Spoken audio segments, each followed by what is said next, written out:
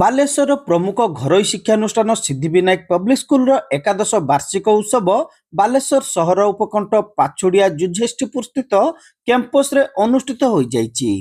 Africa ମହାଦେଶ ପାଇଁ ଭାରତ ସରକାରଙ୍କର ସ୍ୱତନ୍ତ୍ର ରାଷ୍ଟ୍ରଦୂତ ତଥା ପ୍ରେରଣାଦାୟୀ ବକ୍ତା ଡକ୍ଟର ଦୀପକ ଭୋରା ଏଥିରେ ମୁଖ୍ୟ ଅତିଥି ଭାବେ ଯୋଗଦେଇ କାର୍ଯ୍ୟକ୍ରମକୁ ଉଦ୍ଘାଟନ କରିଥିଲେ।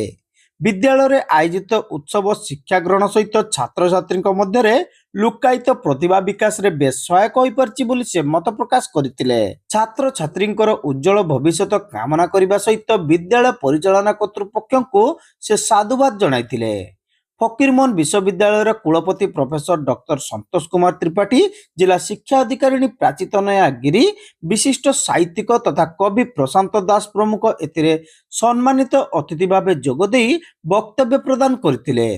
ଶିକ୍ଷାନୁଷ୍ଠାନର ପରିଚାଳନା ଟ୍ରଷ୍ଟର ଚେୟାରମ୍ୟାନ କବୀର କୁମାର ମଡୁଆଲ ଏଥିରେ ସ୍ୱାଗତ ଭାଷଣ ପ୍ରଦାନ କରିଥିବା ବେଳେ ଟ୍ରଷ୍ଟର ସଭାପତି ମୌସୁମ କୁମାର ସିଂ ଏଥିରେ ଉପସ୍ଥିତ ରହି ବକ୍ତବ୍ୟ ପ୍ରଦାନ କରିଥିଲେ।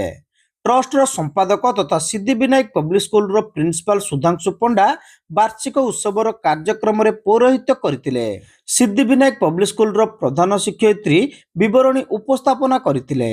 ଏହି ଅବସରରେ ସମାଜରେ ବିଭିନ୍ନ କ୍ଷେତ୍ରରେ ଅବଦାନ ଥିବା ବ୍ୟକ୍ତିବିଶେଷଙ୍କୁ ଶିକ୍ଷାନୁଷ୍ଠାନ ପକ୍ଷରୁ ସମ୍ବର୍ଦ୍ଧିତ କରାଯାଇଥିଲା।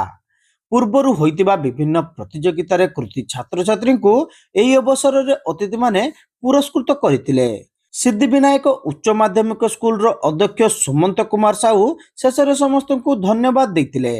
ସଭା ପରେ ବିଦ୍ୟାଳୟର ଛାତ୍ରଛାତ୍ରୀଙ୍କ ଦ୍ୱାରା ଆକର୍ଷଣୀୟ ସାଂସ୍କୃତିକ କାର୍ଯ୍ୟକ୍ରମ ଅନୁଷ୍ଠିତ ହୋଇଥିଲା।